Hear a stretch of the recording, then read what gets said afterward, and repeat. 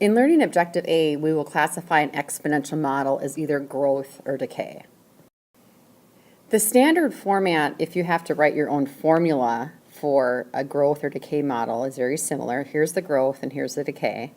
They use the same variables. The only difference is growth is going to add what's called the rate, and decay will subtract the rate. So let's define that variable. R is the rate, and the rate is just a percent. So for example, you might have 4%, which you would type as 0.04. T is time, and it would either be in days, years, or weeks, however the problem defines it.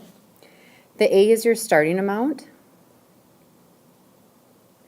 So if, for example, we're investing money, you would maybe start with $100, and maybe the question was, when would you make $500? And that would be your ending amount, which is Y.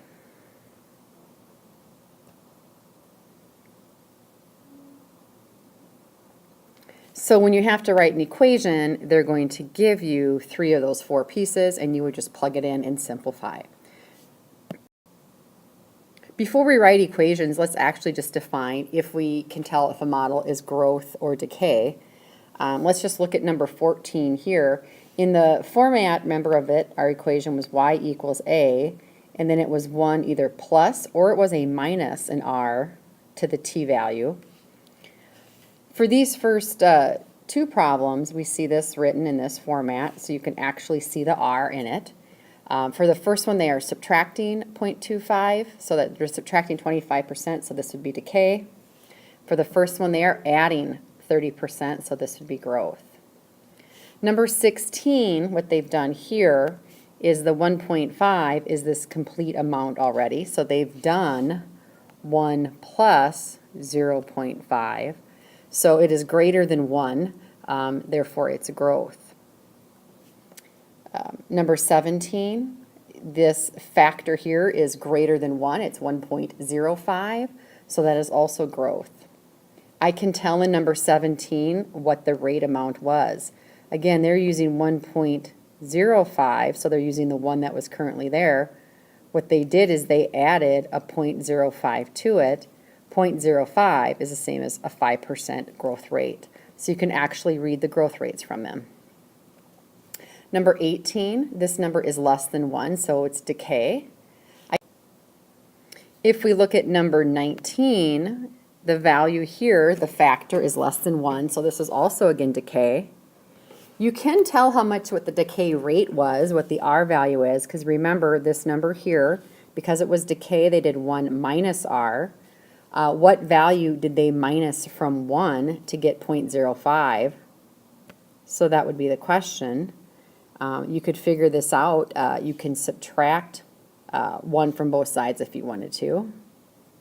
You'd get negative R equals negative 0.95.